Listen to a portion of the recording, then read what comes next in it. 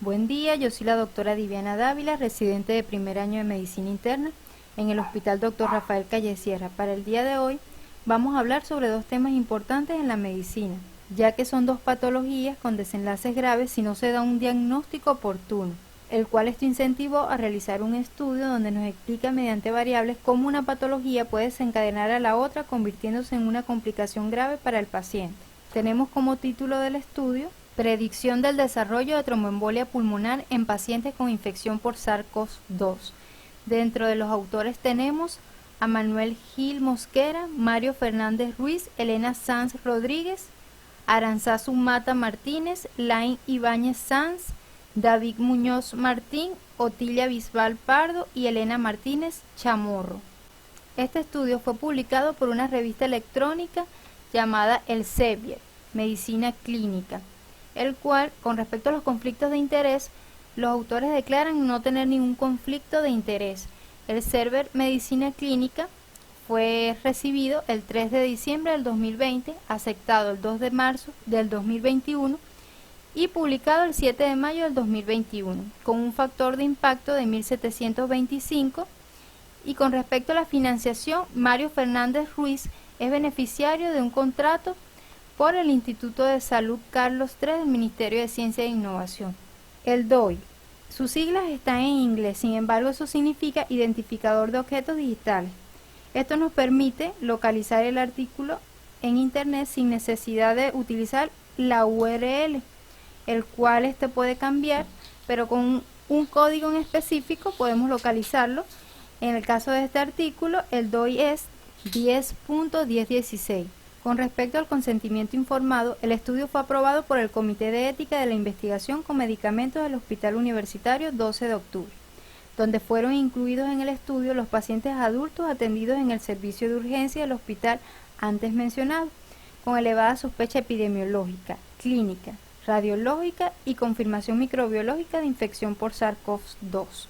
En el resumen, podemos precisar que lo componen los objetivos, métodos, resultados y conclusiones.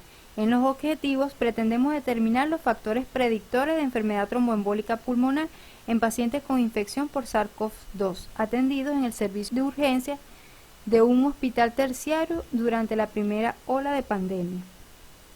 Métodos. Estudio observacional unicéntrico realizado en una corte retrospectiva de pacientes con infección confirmada por SARS-CoV-2 sometidos a despistaje de enfermedad tromboembólica pulmonar mediante tomografía computarizada de arterias pulmonares. Se exploraron además los factores predictores mediante regresión logística, creándose dos modelos predictivos con y sin valores de dímero D. Con respecto a los resultados, de un total de 274 tomografías computarizadas de arteria pulmonar realizadas, 70 procedimientos presentaron hallazgos diagnósticos de enfermedad tromboembólica pulmonar, representando una incidencia acumulada del 25,54%, con un intervalo de confianza de 95%. En el modelo no ajustado por el nivel de dímero D, la frecuencia respiratoria mayor de 22 respiraciones por minuto, con un odds ratio de 3,162 y un intervalo de confianza de un 95%, y la ausencia de hallazgos sugerentes de COVID-19 en la radiografía simple de tórax con un odds ratio de 3.869 y un intervalo de confianza de 95%, fueron predictores de enfermedad tromboembólica pulmonar. El segundo modelo se mantuvo la presencia de taquipnea con un odds ratio de 4.967 y un intervalo de confianza de un 95%, identificándose además un nivel de dímero D mayor de 3.000 nanogramos por ml, con un odds ratio de 7.494 y un intervalo de confianza de 95%. Tenemos como conclusión la presencia de taquipnea mayor de 22 respiraciones por minuto y la ausencia de hallazgos radiológicos sugestivos de infección por SARS-CoV-2 en la radiografía simple de tórax, además de los valores de dímero D mayor de 3.000 nanogramos por ml. Incluso fueron identificados como factores predictores en la enfermedad tromboembólica pulmonar en pacientes con COVID-19. Dentro del tópico del tema tenemos el virus por SARS-CoV-2, tromboembolia pulmonar, el estudio dímero D y radiografía simple de tórax.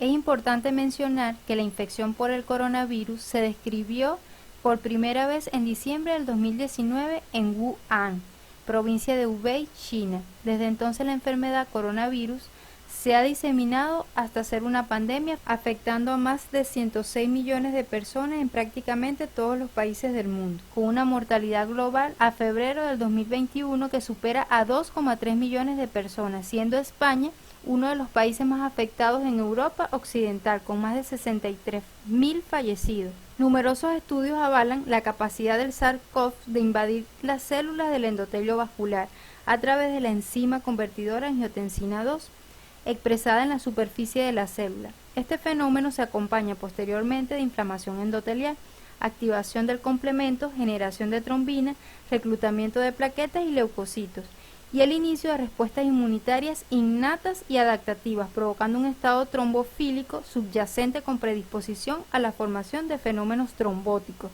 en diferentes localizaciones. Existen determinados parámetros que permiten valorar una situación protrombótica, tales como la presencia de niveles elevados de dímero D y otras alteraciones de la coagulación, proteína C reactiva, ferritina, lactato deshidrogenasa, marcadores de daño miocárdico y porción aminoterminal de propéptido natriurético tipo B. Es prioritario incidir en el diagnóstico de la enfermedad tromboembólica sobreañadida a la enfermedad COVID-19 desde el mismo momento del ingreso del paciente, con la finalidad de guiar la aplicación estratégicas dirigidas a la anticoagulación profiláctica y terapéutica. El objetivo del presente estudio es identificar los factores asociados a la presencia de la enfermedad tromboembólica pulmonar en pacientes con diagnóstico confirmado o una elevada sospecha de COVID-19 y el desarrollo de un modelo predictivo que permita determinar desde el servicio de urgencia la posibilidad de esta complicación. Tenemos como la pregunta pico: la tromboembolia pulmonar en pacientes con SARS-CoV-2 se determina con exactitud mediante el estudio del dímero D en comparación con los estudios radiológicos, y la hipótesis: el dímero D mayor de 3.000 nanogramos por ml con taquipnea mayor de 22 respiraciones por minuto confirma el diagnóstico de tromboembolia pulmonar en pacientes con SARS-CoV-2. Para continuar el estudio, fueron recogidas una serie de variables demográficas, epidemiológicas, clínicas, analíticas y radiológicas, mediante un formulario estandarizado a través de la historia clínica electrónica del hospital, incluyéndose a continuación en una base de datos anonimizada. Estas variables fueron seleccionadas por su potencial relacionada con la variable de desenlace, en función de su plausibilidad fisiopatológica y de la literatura publicada al respecto. En el estudio descriptivo, las variables cualitativas se expresaron mediante la distribución de sus frecuencias absolutas y relativas, mientras que las variables cuantitativas se mostraron a través de su media o mediana con su desviación estándar, o rango intercuartílico, con intervalos de confianza de un 95%. Una serie de variables continuas fueron dicotomizadas por su análisis con arreglo a diferentes criterios: frecuencia respiratoria mayor de 22 respiraciones por minuto a la llegada del paciente al servicio de urgencia en función del punto de corte establecido en la escala SOFA, cociente entre la saturación y la fracción inspirada de oxígeno mayor de 420 en función de su valor mediano, LDH mayor de 350 unidades por litro en función de su límite superior de la normalidad, y un dímero D mayor de 3.000 nanogramos por ml tras la determinación del punto óptimo para la predicción de enfermedad tromboembólica pulmonar mediante el estadístico. Se utilizó una fórmula, el cual es J de Youden, donde J es igual a la sensibilidad más especificidad menos 1. Se eligieron las variables en las que se había observado diferencias estadísticamente significativas entre el grupo de pacientes con y sin enfermedad tromboembólica pulmonar. Los pacientes con enfermedad tromboembólica pulmonar presentaban las siguientes características clínicas: edad media de 62 años con predominio de mujeres con un 58,9%. La duración mediana de los síntomas hasta su valoración en el servicio de urgencia fue de 12,50 días, con un RIC de 7 a 20 días, y referían en la anamnesis disnea como síntoma principal 75,7% de los pacientes, y otros síntomas menos frecuentes fueron el dolor torácico con un 30% y la anosmia con 5,7%. Además, Se evaluaron otras variables para el estudio como las comorbilidades, tratamientos previos, pruebas complementarias analíticas y pruebas complementarias radiológicas, el cual se van a desarrollar más adelante. Como pueden observar, aquí tenemos la variable clínica, donde podemos identificar las variables que se eligieron para este estudio. En este caso sería el sexo masculino, la disnea, el dolor torácico, días de clínica, síncope, edad, anosmia y frecuencia cardíaca media. En este caso hay una comparación en aquellos pacientes que presentaron enfermedad tromboembólica pulmonar y los que no, donde se puede evidenciar que en el caso de aquellos pacientes que tuvieron enfermedad tromboembólica pulmonar tuvieron un 37% disnea. Sin embargo, en los no tromboembólicos un 44%. Además, dentro de los hallazgos de importancia podemos observar que fue en la enfermedad tromboembólica pulmonar predominó el sexo masculino con un 20% y en los no tromboembólicos con apenas un 10%. En la siguiente tabla se utilizaron como variables las comorbilidades.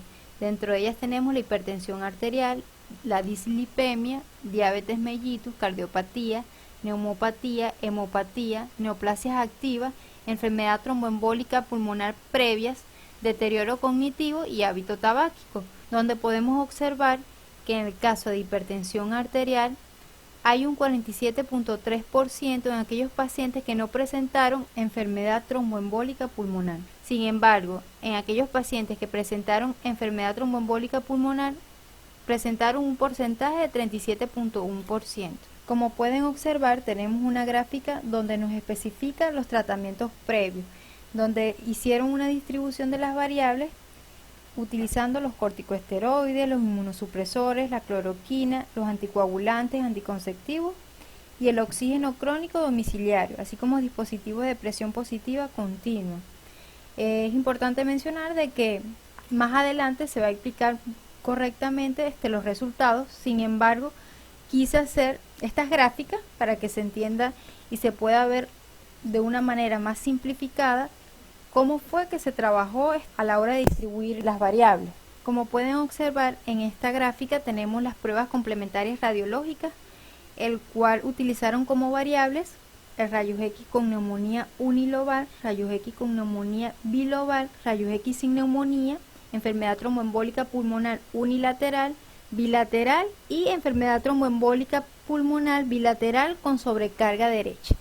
Entonces, en esta podemos observar un aumento significativo de rayos X con neumonía bilobar, tanto en enfermedad tromboembólica pulmonar como no tromboembólica pulmonar, pero con predominio en el caso de las enfermedades tromboembólica pulmonar.